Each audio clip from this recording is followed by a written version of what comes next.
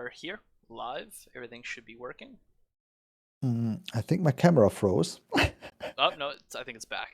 I think Okay, it's yeah. You gotta click into be the going in window. and Yeah, out. right. Yeah.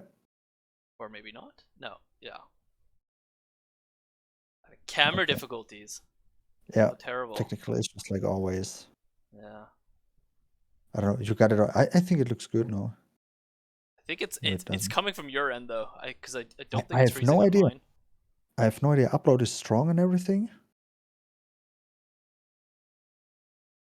I don't see a problem here. I have no idea. But that's I'll just shift it on the different monitor.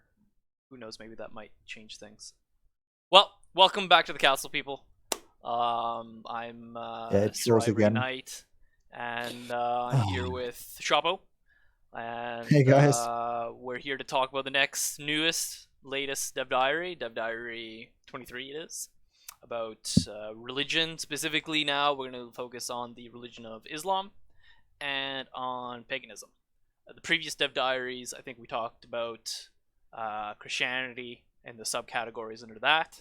And was there another religion that was mentioned before?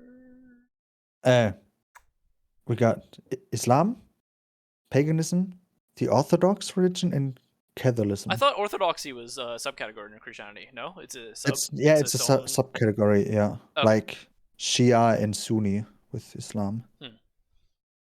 Hey, Calliope, how's it going, man? Welcome to the stream. We're Yeah, just welcome to the starting. stream. Welcome to the Okay, castle. Welcome back to the castle. so let's get into it.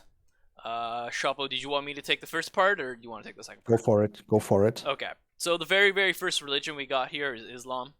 Now, every religion has their kind of, you could say, holy person, which is like a cleric. If it's a Catholic nation, a scholar if it is a Islamic nation, and what's called a shaman if it's a pagan nation. Now, so what's fancy about scholars with Islam? Well, if you have a scholar, you can send them out onto these like spiritual journeys, and they kind of come to you through event messages. So if you get like an event message for your scholar, I suppose then you have the option to send them out on this journey or not. And on the journey, they'll find out new uh, trade prospects potentially. They might even get some upgrades to strengthen themselves, and even sometimes some situations to spread the faith. And these they mentioned in the stream that the scholars, when they're on their travels, there's kind of like a story.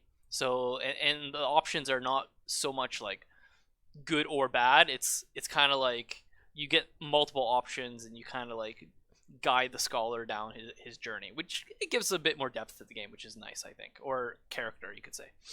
Um, but on the downside of sending your scholar out, they can, of course, anger people where they go, and that can result in them being killed or imprisoned.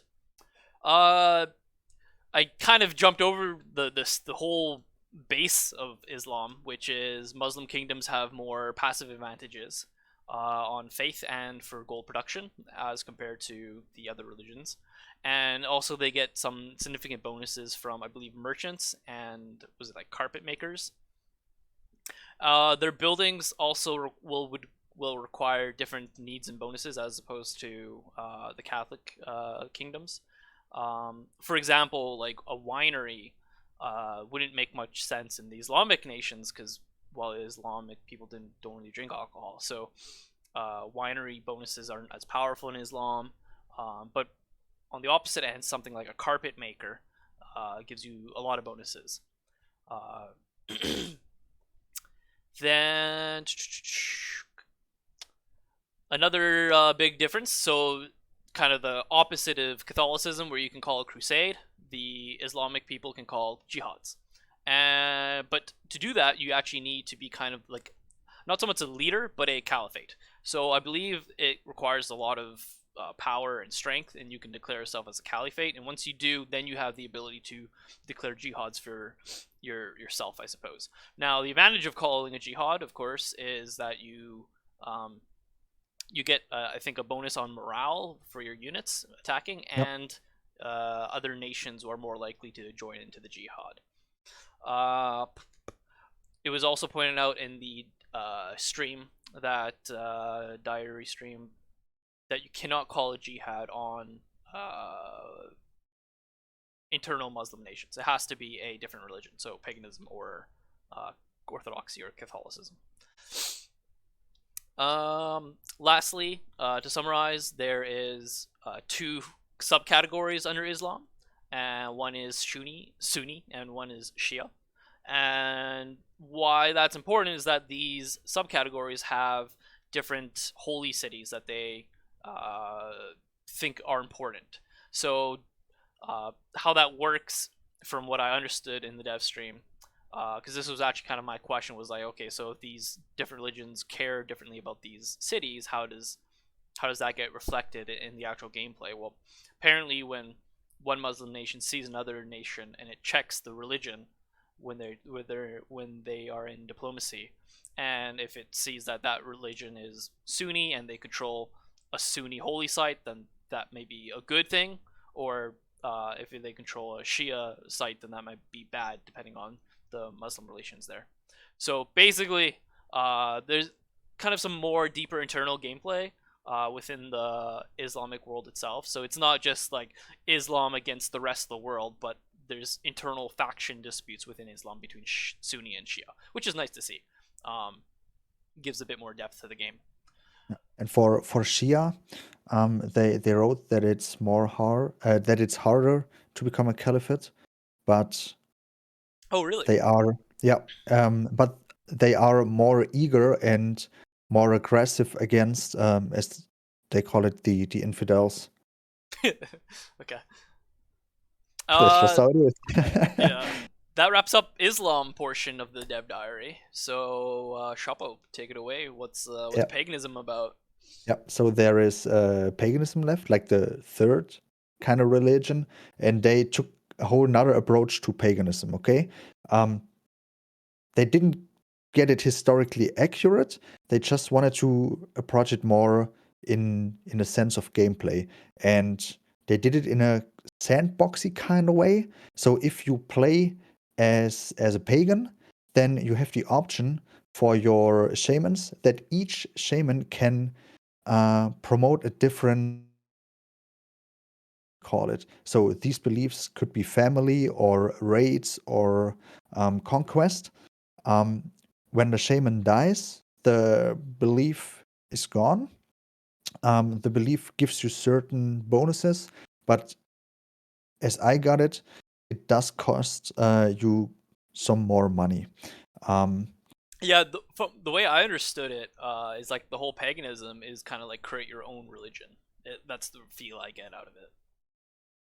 yeah, because I mean, you can choose to have only one shaman or more shaman, all having the same beliefs, but you could also set up different combination of those beliefs, which is very interesting, I think.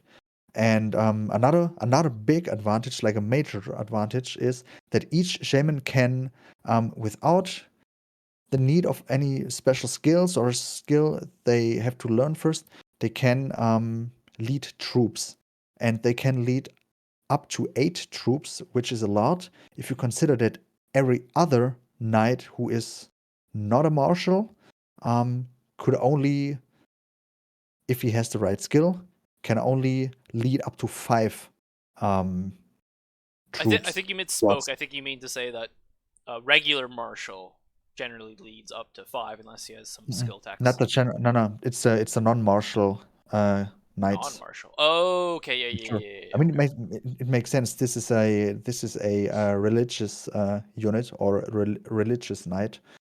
So what I got for maybe for the discussion later or just in a couple of seconds, that in paganism the shamans are.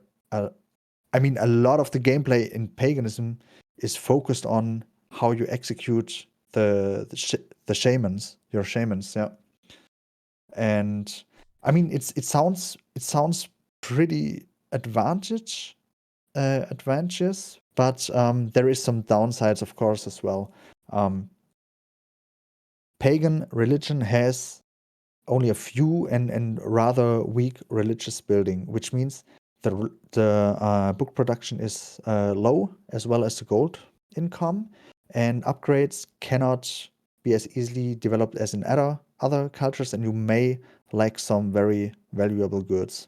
And yeah, basically the whole world looks down on paganism, which can be a problem and probably will be a problem when it comes to diplomacy. Yeah, I looked back at that actually on the DevDiary, and I put it as a question, so hopefully maybe they'll answer it. But I was curious if it's not just other Catholic and Islamic nations that also hate pagans, or if it's even the pagans, because it really feels like paganism is like you define your own religion. So it wouldn't surprise me if even pagans hate pagans, you know? To see what Calliope wrote, No, he I did not. thinks he thinks it's a bit sad that paganism isn't split into two sub-religions or so, but the gameplay seems promising anyways. That's what he says. Oh, like a sub. You know what? That's not a bad idea, because um you could have like more like northern Nordic paganism Yeah, and more yeah, like Mongolian horde kind of steppe paganism. Because in truth, right, historically, like we use this word paganism to be like, oh, that's a religion, but that's butchering history. Paganism yeah, doesn't actually define any religion in the world. It's just a broad term for religion that we don't have good historical information for, really. So, yeah. um, having maybe a bit more flavor to it in terms of like, okay, we might distinguish some culture between these two different paganisms, might bring the game more historically accurate. Because just by saying paganism and like taking a brush stroke across all of like Eastern Europe is really bad historically. Oh, by the way, I I think my think you're camera froze froze. again. Yeah, Yeah, me. but I just recalled what I wrote in the comment section of the Dev Diary. Someone said that, I mean, the idea what Calliope wrote makes totally sense, because someone wrote below the blog post that the gameplay differs if you play like Scandinavian paganism, uh, talking Vikings, and like you said, some steppe cavalry, whatever, or more in the center of Europe. So it would make sense that maybe Scandinavian paganism would get a bonus on shipbuilding, so they can move faster or be stronger on naval battles. Yeah, yeah. Would make sense, because like the argument was, okay, so the Swedish pagans would have to cross some kind of ocean or sea to get to neighbors they want to raid, while some steppe pagans just have to cross the border and they're right there. They don't have to cross any water. What was the other questions on the stream that were interesting to You you? mean from the stream itself? Yeah. Um. Basically, there was someone asking if I wanted to add another faith, how to. And currently, the answer was that currently it is possible to copy some of the mechanics and tweak the values, and that's via modding. I don't know exactly what the intention of the question was, but I can only guess that it's I think it was regarding the modding. way You can't do it within the game, right? yeah, I think it was like, can you like do Can you really mod the game? crazy Yeah. religion creating, and you have to use the modding tools that they present, unless you want to get like, I guess, Yeah. build your own And game at that point. and you have to, I mean, like I said, it's very easy to tweak some little things, but the core mechanics may stay the same as they said. So Uh, it's easy to create branches, but not so much totally new things. Along the line of creation, another question on the stream was, is there a character creator? Now, in my head, I thought there was, because they created a character of me. Do you remember that? In Yeah, fact, but they I can just show it. yeah but yeah, I know they just said that they did it as part of their development process at some Okay, so it point. wasn't. I thought it Just was actually part of like when you Mhm. start the game, you can kind of shape your first king picture. I thought it was something like that. Okay, like we know it from role play games. Yeah, exactly. How you can Oh, just okay, like no, pick your facial characteristics and stuff. Maybe nothing yeah, like yeah, yeah, traits, like Crusader Kings 3 or something, where like you define yeah, your traits and all this yeah. stuff. But just a visual representation, kind of like Mountain Blade, maybe. Um, but so that kind of surprised me because I thought it was in the game, but I guess not. Um, at least what they for sure confirmed was that there's no like you don't pick the traits of your king. Uh, at the start, you can kind of tech your king, like as he levels up and stuff, but that's kind of within the framework of what's available to the king. I guess you can say the Yeah, skill tree. the skill tree. Um, And then yeah, what from one question I got, I didn't really get this question. I mean, I got it, but I never experienced it this way because someone asked, "Will Poland be overpowered like it was in Knights of 101?" And I was like, "Huh? Did I play the wrong game or did I do something wrong yeah. in the game?" Because I mean, Poland was a strong kingdom, right? But they never were overpowered. No, I didn't think he played Knights of Honor one. Yeah, I Or if mean, he did, he chat and from what I anybody understood from. is that he played other strategy Oh games yeah, see, hi super Pfirsich, how's it going? Yeah, and Poland was overpowered? Question mark. Yeah, exactly it yeah. wasn't. In We fact, we didn't really get that. I would almost argue that it was underpowered. Same with Germany in a sense because if you play it on hard, you get attacked by a ton of nations from different angles, and it can I be mean, difficult to what prevent all those different frontal attacks on your what I recalled and experienced is that country. the French are pretty strong due to their cavalry, and Switzerland because they also have heavy armored units. I think it depends on what stage But of the that's game it. too, right? Like if you Yeah, get to like yeah, long, like far in the game where you have infinite money, infinite everything basically, yeah. then what is like you could win the game on peasants. So uh, it's hard to say what was broken in Knights of Honor 1. I think Okay. ballistas were broken because they outrange everything and basically insta kill every unit. So Yeah. um Okay. So Super Pfirsich says that Germany was definitely weak. It has a lot of land, but you have to defend everywhere. see Yeah, that was basically the problem. You have a lot of yeah, opponents, but they do have strong units, especially the Leash Knights. Don't know how you call it in English, but those guys. But they were kind of suicidal. They always attacked and always got killed right away. They even charged spearmen.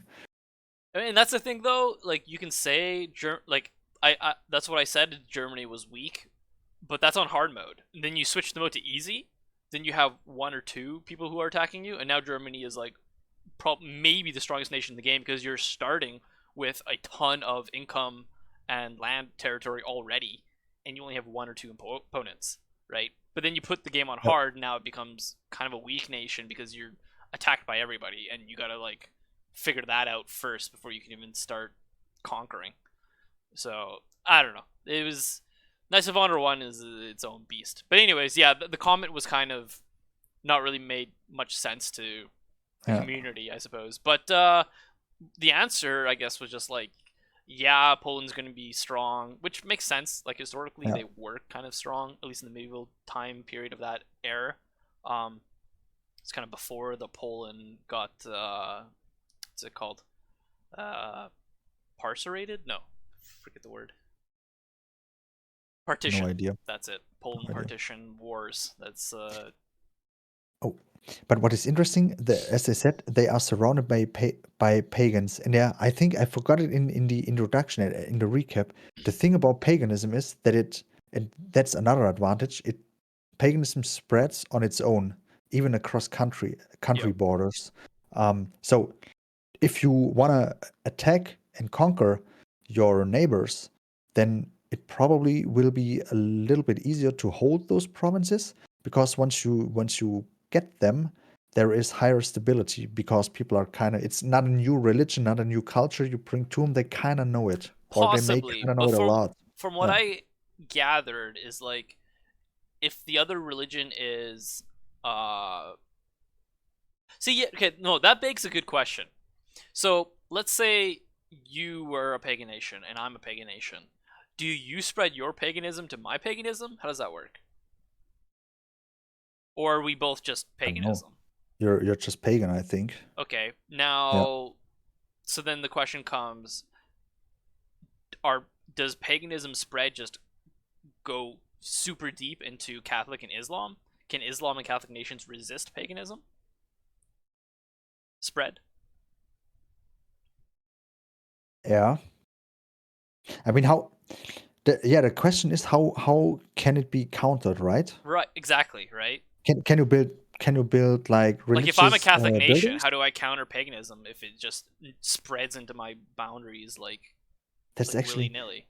that's actually a really good question, and I think nobody asked it. It wasn't really On stream. clarified. Yeah, Yeah. I'm sure they have something figured out there around those I can mechanics. imagine I can Yeah. imagine that if you do not care about your religion, meaning that you don't build a mosque or a church or don't have monasteries in your province, then paganism can basically rush over your province. But if you do have um But then that begs the question, a right? So cleric like in there as a governor, and if you do have a church and monastery, then there may be some paganism up to a certain degree, but not 100%. that kind of begs the question though that what if you had like two human players, one was pagan, one was Catholic, and they were sitting beside each other, and the Catholic nation only had to do a couple measures to nullify the paganism spread, right? Like, yeah, I have more questions now than answers. Yeah, Um, paganism does sound annoying, especially if you have to defend against them, right? yeah. Another thing you forgot to mention about paganism, or at least was kind of mentioned on the stream, so not really your fault, but the you can send if you bribe a cleric in another nation, you can kind of get that cleric to spread paganism as well. Yeah, they Which didn't write that in the dev diary. Yeah. yeah, so that's interesting mechanic to add there. But like Another another another way to spread paganism. another thing they asked was, can small armies be robbed by bandits? Was this just made up, or what do they mean by bandits? Is it I think the rebels? thought here is like if your army was really tiny, then as you go down like a road or something, like you can just get attacked by You get ambushed. banditry in the countryside. It makes sense, and it comes from like probably someone who played Mountain Blade or Bannerlord, because in Yeah, Bannerlord if you have a yeah. small unit, there's bandits everywhere, and bandits will harass you and attack your group and often kill you. So Okay, so that's something different than rebels, right? It's just maybe yeah, some for sure different than people that rebels. want to act like Robin Hood. Yeah. Okay, yeah. Which it's not really in the flavor of the game. That's obviously not. It'd be weird to like have a whole professional unit. Also, I think you gotta imagine, right? So your marshal can only control what 5-6 units, and we're dealing with medieval armies of 10,000, 20,000, 30,000 men. So if you had like 20,000 or 10,000, let's say 10,000 divided by 5, right? 2,000 men eat like per unit. So you have one unit that's 2,000 men. You're not going to get robbed by any bandits in the countryside. Yeah, that would be dumb. Yeah. You're going to do the robbing if anything. Maybe just as you are roaming around with your 2,000, your guys pick up some banditry, steal some gold, do some plunder. That would be interesting mechanic if they had it so like you had if you move your army in your territory just randomly for no reason and didn't station them at the city, that they would like randomly plunder, and then your happiness in that like province would go down because of like misbehaved soldiers. Yeah. What other questions we got? Mongolian throat singing. That was a cool one. That was at the end of the stream. Oh, It was yeah. kind of Yeah. unrelated, but somebody asked if there was going to be Mongolian throat singing for like Maybe he Mongolian got the idea factions. from playing Age of Empires 4. Possibly. Is that a thing in Age of Empires 4? It is. Yeah. Oh, crazy. Even if you're in the lobby and want to create a game and you choose the Mongolians, then in the background, it could. I don't know whether it starts all the time, but it could happen that some throat singing just starts. Yeah. But so disappointingly, it's not going to be in the game. But I thought the devs answered it with like the best answer they possibly could. They don't want it in the game because apparently it's too intense, and it kind of breaks the theme. Because if you build a building or a fancy like winery or something, and then all of a sudden you get this like really intense Mongolian throat singing, it throws off the theme. It's like, oh, I just built a building. Why am I listening to this like intense like death music? You know? So Yeah. I thought that was funny. We do And need good that. though, because it means the devs are considering. But we You know, do need bagpipes. We do need bagpipes. ooh, That's a must. bagpipes would be nice. You know, like Yeah. having just a variety of instruments as you kind of go from one part of Europe to like the far reach of Africa or the Eastern Asia, Middle East, would be pretty cool to just hear different instruments. And Yeah. the devs kind of, I wouldn't say it's like that, but they did mention that depending on the region you are in, you do hear different types of music and stuff, and depending on the religion you have as well, that influences it as well. Huh. And like the whole music DevDiary was actually pretty amazing for what they claim they're going to be doing. So I do look forward to, hopefully they give us a kind of a concluding DevDiary on music later in the future. And that'd be really nice to see where they've gone from since then, because that was one of the first diaries, so that's ages ago now. It is. It is. Yeah, it would be nice to hear maybe a new song or just a snippet of something else they created. Oh yeah, they must have created so much new stuff by now. At this point, I expect or I imagine that they do have a lot of songs already. I mean, it's been how long? 1.5 years? Oh yeah, they've been Yeah. developing. But to get back to the bandits, like just for a second, Super Physic is writing also. It would be weird if bandits would try to attack professional soldiers. Doesn't sound like something bandits would do. And I mean, honestly, like exactly, right? Like, why would you attack a professional soldier who has equipment, who's going to defend themselves, who's going to probably kill you, loot you instead? You know. I do have a lot of skepticism with the whole concept of bandits, and now it just came to me. Why should the devs put it in bandits? It's just annoying. I mean, you do have rebels. You're a king. You don't deal with bandits. You leave that to the locals. They don't make sense, and if you do have bandits and they may kill 2 or 3 of your soldiers, then it doesn't really matter to you. But in the end, you're maybe just annoyed because you get a notification and you look at your army and you see, oh, they're not at 100% health bar, although I just created them. Okay, I'm against it. Devs, if you're watching, don't do it. Please don't do it. Yeah. Stick to rebels. We're all fed up with rebels when they start rolling. I wouldn't say shocked me or confused me. I would say was that so they mentioned that the holy cities for Shia was Baghdad, and the holy city for Sunni was or cities was Mecca and Medina. Now just a quick wiki also puts in Jerusalem, and I don't know. Do you think they should like have maybe more holy sites than just that? That seems kind of limited to me. Yeah, I mean, Jerusalem is like the holy city for all the major religion. I Religions. would Not like not not the if Orthodox and not the Jerusalem, pagans, but the for Christianity, for yeah, Jewish people. I, Okay, we don't have Jewish religion in the game, and for Muslim. yeah, That's how it is exactly. I think historically. Jerusalem should be a holy city for like all those nations, because then Everyone. it becomes a point of conflict, which is, of course, historically that's what it was, right? So Yeah. I mean, it will become a situation. It would be interesting to start as Jerusalem. I think you would have to deal with a lot of crusades then. yeah, right. It'd be hard mode.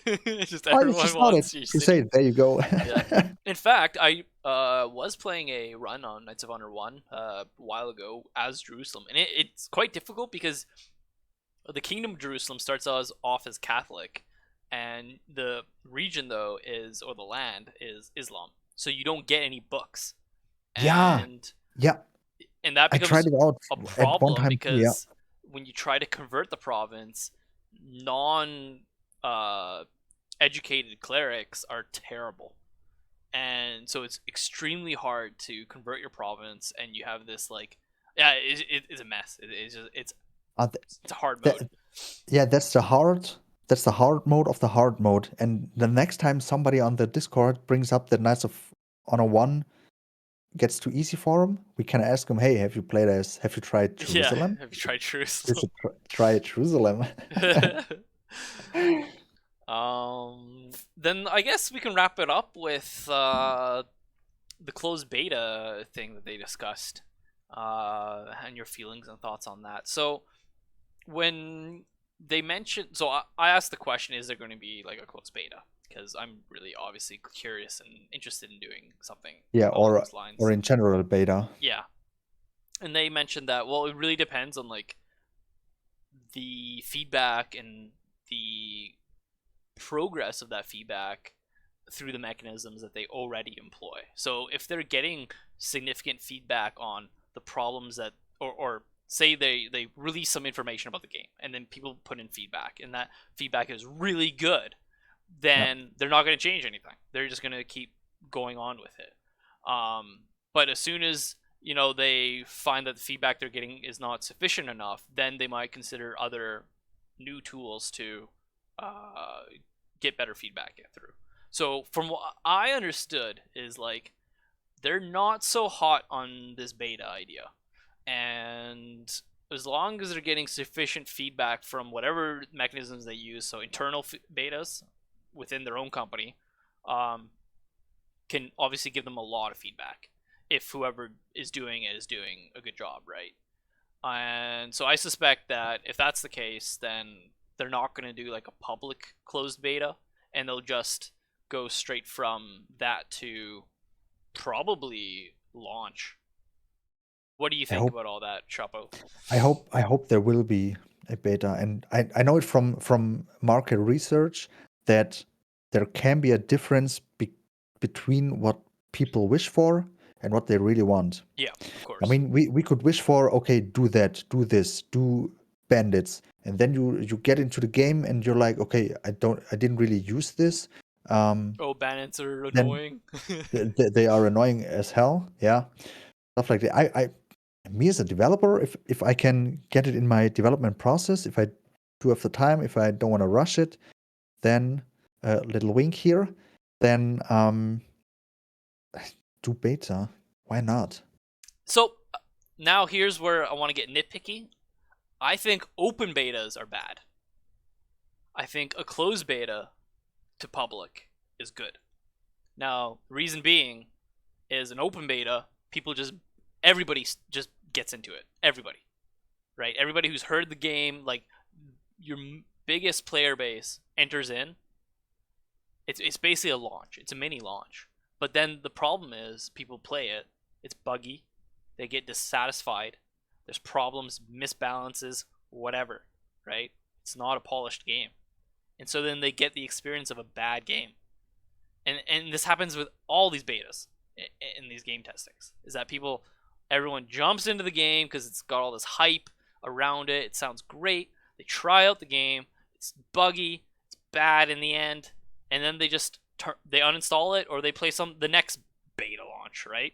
and the process just repeats. So what I think is the best approach in terms of like polishing a good game and getting an amazing result after launch is to do first, your internal testings. Then once it's like fairly good and almost ready for launch, then you do a closed beta to a select number of people. Then you get that feedback in, you re-polish off, and then once that's all done and it's basically playable and like perfect, then you release to everybody.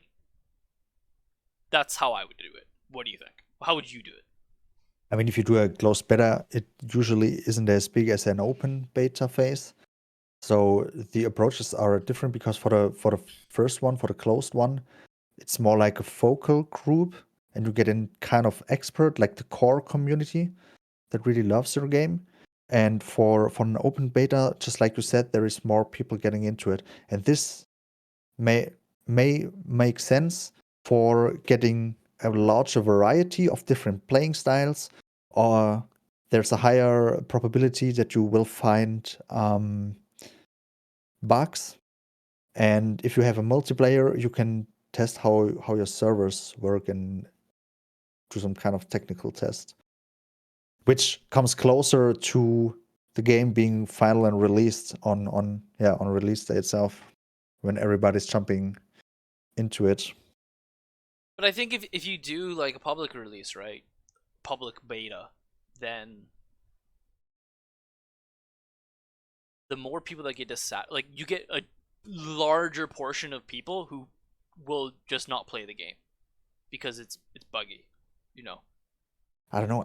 I have different experiences. I know from Anno 1800, I played the beta, and it was great. It was fucking great, honestly. And then I played Humankind. I played the beta phase. One of they had two betas open. No, it was closed, but not really closed, not really open. They didn't call it closed beta. They called it something else. But I jumped into it, and it was interesting to play. And then I played the full version of Humankind, and I don't know, I didn't really get into it. They didn't change a lot from beta to release. In a beta, I think it was okay, it was interesting. But when it was out, it was like, I don't know, I played it a long way, like one run, but I didn't even finish this one. And then for Company of Heroes, I played the beta, and I thought, nah, that's not my type of game. So I have all three, from three betas, I have three totally different opinions and impressions. Yeah. Yeah. What I definitely wouldn't do is early access, because early access is What do you mean by early access? yeah, that is when some development studios bring out the game, half finished game, make it available to people, they can buy it, they put in Yeah. money. Yeah. And then there have been studios, I'm not talking now about Black Sea Games, we all know these guys and trust in them. And I'm especially not talking about Black Sea Games, I talk about other development studios. They did this move. They collected money. It got a hype. They collected 1 million and above, and then the game never finished. Yep. And that's a scam. And that put a whole lot of mistrust into the gaming, community and the fans. Yep.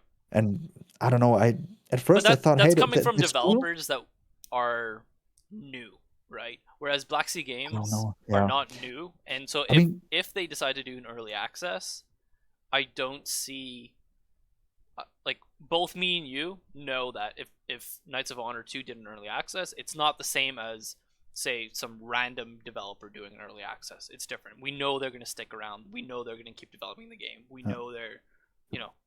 I would do beta phase for the people that are already interested in the game. I wouldn't do early access, because since stuff that happens there, that's kind of bad reputation for early access, and then just keep all the hype for the final release. Yeah. Okay. Well, I think we have slightly different approaches, but Yeah. there you go. Yeah, as long as there is no early access, I'm happy. But Uh, maybe to finish up the last question, like, yeah. Ivory, what is your opinion or your feeling about this whole religion gameplay, like in general and compared to Knights of Honor 1? What's your impression? So they have definitely gone a bit more in depth into the religious Hmm. aspects of the game. Knights of Hmm. Honor 1, the religion was very shallow. And clearly they've added a, a decent amount of more features to the game. Now the question is, are the features enough? Are the features fun? Are the features balanced? These are deeper questions that generally you can only figure out once you get your hands on the actual end Yeah. product. Um, Okay. Yeah. Now, I do have my concerns with paganism, obviously, because this is kind of like a very new kind of thing. It was in Knights of Honor 1, but it was kind of a useless religion. Whereas in this game, it clearly is one of the more significant religions in a weird way. Um, at least Brad claims he loves playing it. So obviously Yeah. there's something really addicting about playing paganism, right? And as our little viewer there mentioned, it would have been cooler if they kind of added a subcategory to paganism, because I hate using the term paganism. I think it's a bad term. These are real religions that small areas within the world or geographically located believed in, and they had like real names. It's just maybe they're lost to history or whatever, right? So um I think doing some subdivisions in paganism would have given more historical accuracy, and I don't think it would have ruined the enjoyment or the gameplay of the game. And I know Knights of Honor 2 is like they try to find kind of an arcadey approach to being historically accurate, right? Um, and I think they could have pushed their historical accuracy a bit more in paganism, with like the subdivisions. So that's kind of how I feel about it at the moment. Hmm. Okay. Yeah. Because they did do the subdivisions in Islam, right? And I think that's good. It brings it more historically accurate, and it adds some more flavor into Islam, and they have a bunch of other stuff with Islam as well. So it felt like they kind of cut short on paganism a little.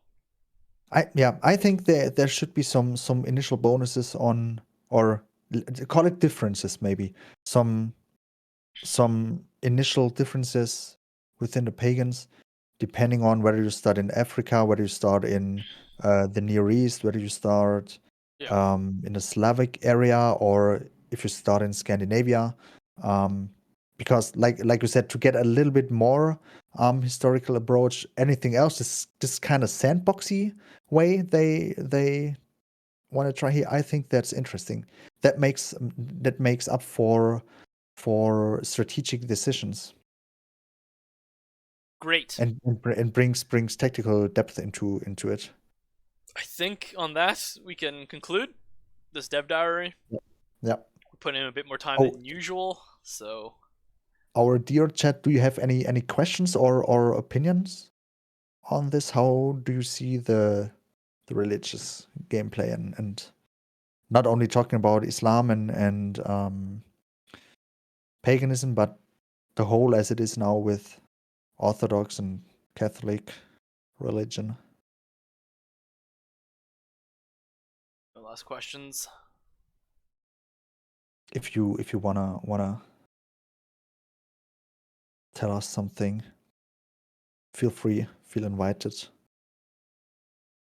I'm not seeing anything. You seeing anything? Yeah, we just gotta wait because people are typing.